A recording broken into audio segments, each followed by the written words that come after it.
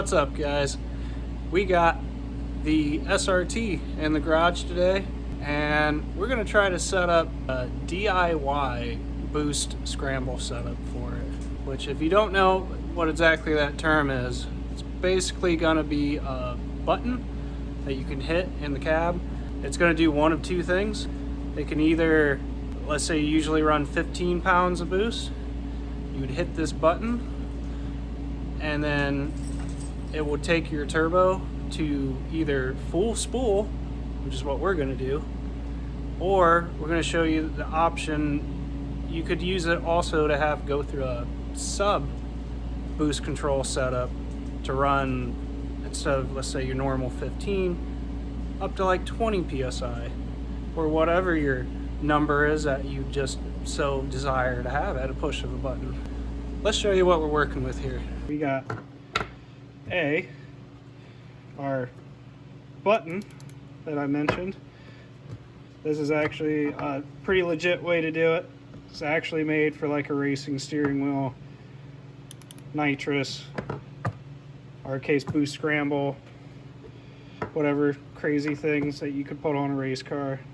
And then this little guy is actually going to be the heart of the system.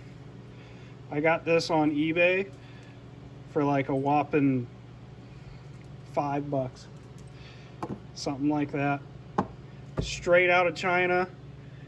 Took like a month to get here. This one was one of the ones I found that is going to be most convenient because I can already hook vacuum hoses right up to it. See, I already have one end capped off on here, and I'm going to explain that here in a minute. But just a simple 12 volt. This would go to power. The other wire would come over, hook to one side of it. The other side would go to wherever the closest ground is I can find. And yeah, I'll give you an example of what it's going to look like on the car.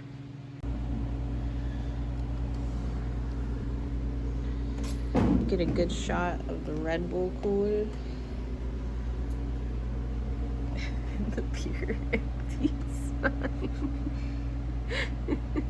So we got a super professional layout here on top of the Red Bull cooler.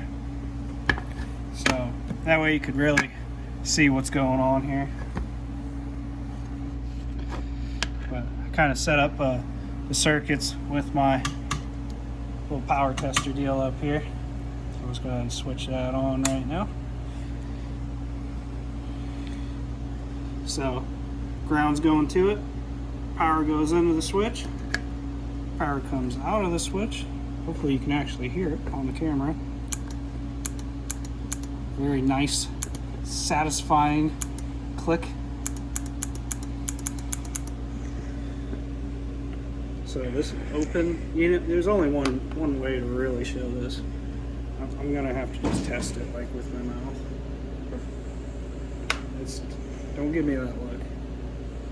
See here, this is like, you know, race car racing here. And then you hit your button because you need some more juice.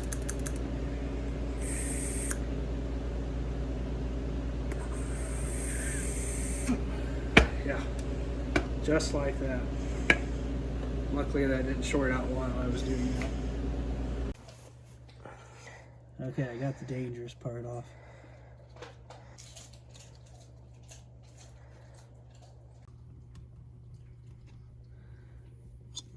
Seriously, dude, how's this going apart?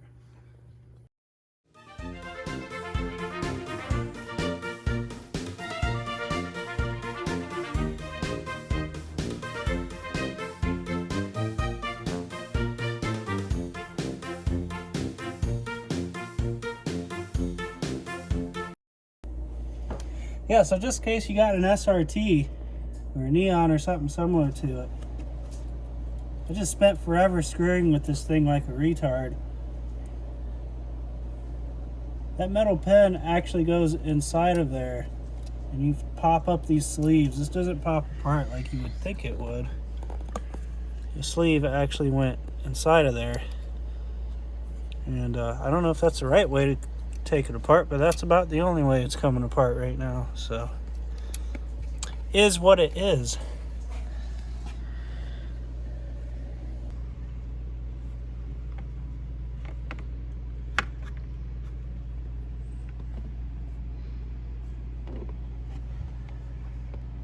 definitely gonna be some bendage going on. Where do you think you would want it? I want to have it close, but I think I still want to be able to rest my thumb there. If you go too close, then you're gonna have to hold the wheel like that, or you're gonna run into it. I think I'm gonna try to go something like that, just enough. I can still hold it, but I have to be able to hold this and drive with one hand while shifting. Decisions. This is a good, precise, precision tweak right there.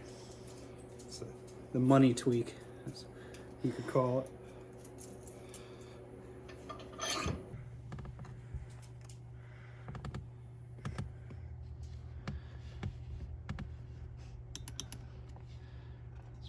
Pretty close. One of them thick boys.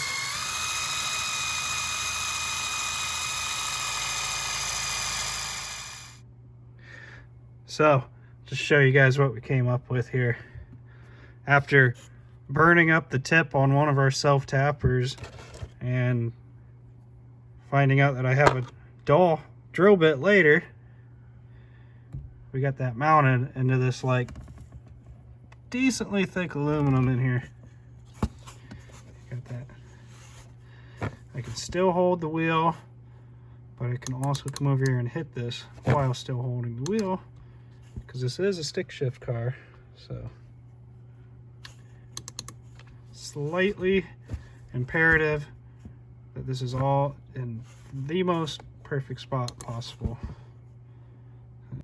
All right, peeps, that's finished product on the button. So that's obviously a little specific here to the Neon, but just figured to show you that's what it ended up looking like. Nice clean install. Everything's hooked back up again.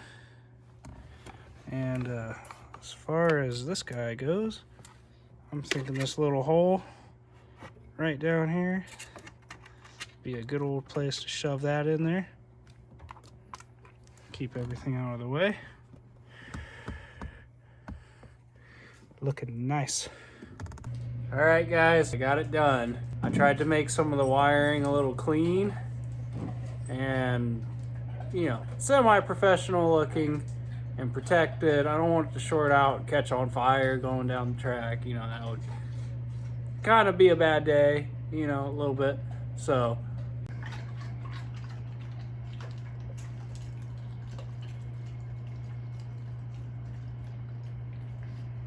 what are you doing, Reese?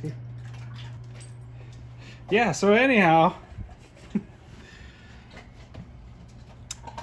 we got our solenoid mounted, intercepted the hose that ultimately ends up at the wastegate. Got our wiring done. That's all heat shrinked. I got some of that convolted tubing on there, so it's armored and protected. So should short out, cause issues. Funness of getting that through the firewall. It's actually grounded on the bolt for the clutch reservoir. So let's look inside here. See, we literally just got done. I got the heat gun, a couple tools sitting around. As far as power, I routed inside here. I already had this fuse tap here. It's running off. The airbag has its own fuse. It's untouched, don't worry. But then I have this where it was tapped off of we have some halo lights around our fog lights. I just tapped into that because this is a very low draw. It's like that solenoid's rated for like 0.8 of an amp. I didn't even bother with a relay or anything. It's just running right off the switch. So it is fused. There's a 3 amp fuse. And we hit the button.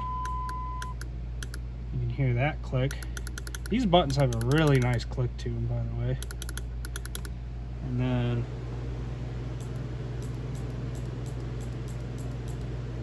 I'm going to assume that you can hear that clicking out there. So yeah, all that's hooked up now. Tests are working. I can hear it clicking.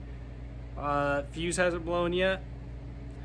So unfortunately, if you haven't noticed by the Christmas sweater that I'm wearing, it's not the time of year that I can really go out and just go test it instantly. Stick with me here. I'll throw out another video. We do have ability to data log and show exactly how big of a difference this makes. So one of those things would be slightly specific to what this car is, but again, totally universal setup. You could do this, run it wide open like I'm going to, or run it through a secondary boost control. That's basically what a scramble button is. So it's cold, the roads are covered in salt. I ain't taking it out right now, but I will, and I'll show you guys, and we're gonna figure out exactly what it does. Hopefully it works out all right. So we'll see you next time.